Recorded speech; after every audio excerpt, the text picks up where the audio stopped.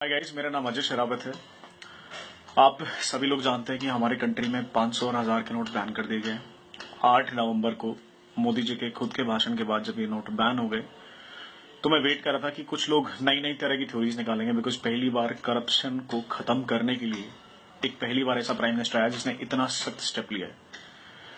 और अगर आप लोग को लगता हो कि ये सडन हो गया, जैसे सारे पॉलिटिशियंस करें, नहीं अचानक कैसे कर सकते हो, जनता कह रही है अचानक कैसे कर सकती हो, अगर आपको ध्यान ना हो, प्रधानमंत्री जी ने हमेशा आपको इशारे से जरूर बताया it was a part of a plan.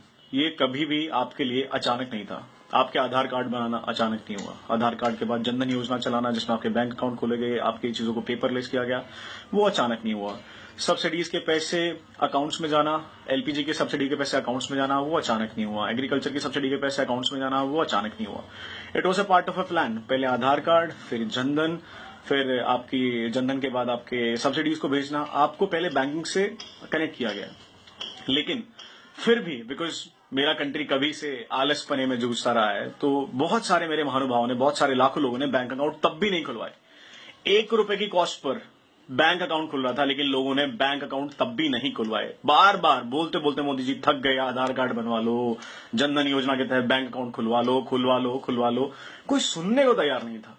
ठीक है, फाइनली 8 नवंबर को यह स्टेप ले दिया गया कि 500 से 1000 के नोट को हम बंद कर रहे हैं, ताकि हम करप्शन के एक बहुत बड़े लेवल को खत्म कर सकें और पूरी मार्केट की करेंसी मार्केट के अंदर वापस आ जाए, जो कि घरों में दबी पड़ी हुई है।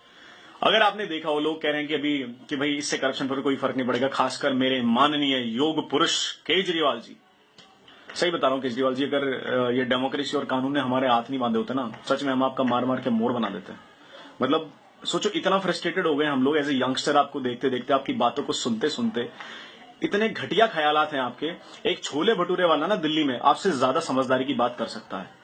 और कौन लोग? क्यों? क्योंकि मोदी जी ने आपके करप्शन का एजेंडा छीन लिया है। आप आए थे ना करप्शन का एजेंडा लेके, क्योंकि आज मोदी जी ने करप्शन का एजेंडा ले लिया तो आप सोच रहे हो कि मैं इलेक्शन किस ब्याह पर लड़ूंगा। अरे कभी तो अपनी ग्रीड को छोड़ो, अरे कभी तो अपने लालच को छोड़ो। इतना बड़ा स्टेप लिया गया है, अब तो सुधर जाओ। तुम पता नहीं इनकम टैक्स डिपार्टमेंट में थे या नहीं थे सर, पता नहीं आपका क्या सीन है सर, किसने आपको इनकम टैक्स डिपार्टमेंट में रखा पता नहीं।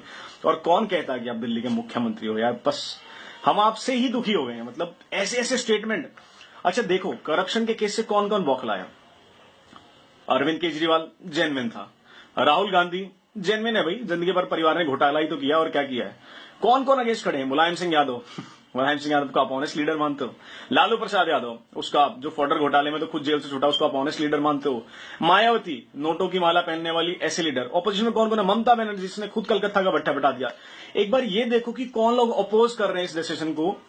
दोस्तों समझो, इन नेताओं के चंगुल में मत आओ, ये चीज को देखो। हाँ, सब परेशान है, मैं भी परेशान हूं, मेरे पास भी 150 रुपए थे, 3-4 दिन से ऐसे ही घूम रहा हूं, मैं एटीएम तक एक्सेस नहीं कर पाया हूं।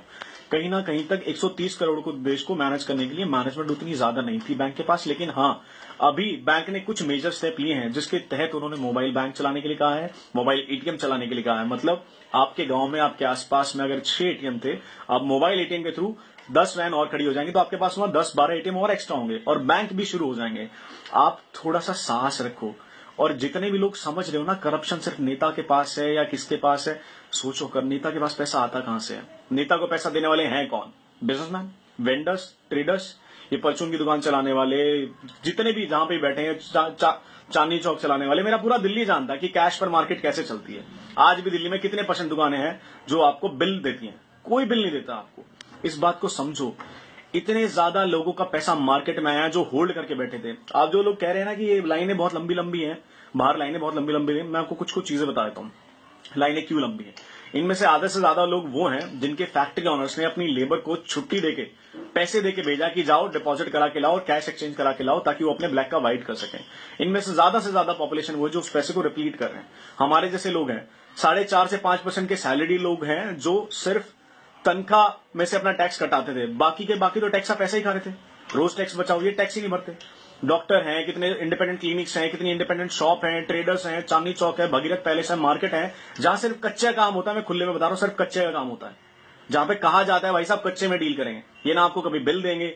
इनका धंधा होता है 60 लाख का, और इनकी इनकम टैक्स रिटर्न फाइल उठा के देखोगे ना तो मिलेगी आपको 7 लाख रुपए की।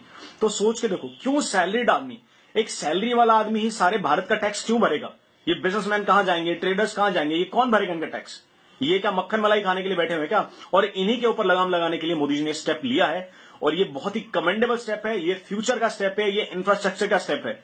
इस स्टेप के अंदर मोदी जी को अगर हम सपोर्ट नहीं करते तो हम कायर हैं, हम पे धिक्कार है हमारी जिंदगी पर कि एक ऐसा प्रधानमंत्री मिला है जो इस देश को कहीं ले जाने में सक्षम है, उसे ले जाने की राह रखता है और हम आज उसे सपोर्ट तक नहीं कर पा रहे हैं। कल आर्मी की बात जब आई तो इंटरनेट फ्लडेड था कि हम आर्मी के साथ हैं, ये हैं, सपोर्ट है। अरे इंटरनल वॉर छेड़ लो तुम, बाहर तो आर्मी बहुत अच्छी है, जो अंदर की वॉर छिड़ी है ना, मैं इससे लड़ाई लड़नी है। हमें केजरीवाल जैसे टुच्चे जाहिल और इन गवार मुख्यमंत्रियों से पीछा छुड़ाना है। मायावती की कास्टिस्ट की पॉलिटिक्स, मुलायम सिंह यादव की कास्टिस्ट पॉलिटिक्स, ये चोर बैठे हैं, पुराने पापी बैठे हैं। ये कांग्रेसी आज के थोड़ी ना, ये 60 साल की दी हुई बीमारी हमें करप्शन की। और मैं आपको कहता हूं, वादा दिलाता हूं, जो इंफ्रास्ट्रक्चर अभी मोदी जी डेवलप कर रहे हैं ना, आप देखना आने वाले टाइम में इससे भविष्य बदलेगा। आज हम सब भारतीयों का, सबके सब सिटीजन्स की जिम्मेदारी है, अधिकार है, रिस्पॉन्सिबिलिटी कि आज हम पर जो भी हो रहा है हम उसे झेलें, मोदी जी का साथ दें और इस करप्शन की लड़ाई में मोदी जी के साथ खड़े हों। मोदी जी, मैं आपके साथ खड़ा हूं और मेरे साथ पता नहीं कितने हजारों लाखों यंगस्टर आपके साथ खड़े हैं।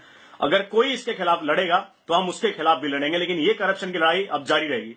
मोदी जी, आपके स्टेप के लिए जय हिंद।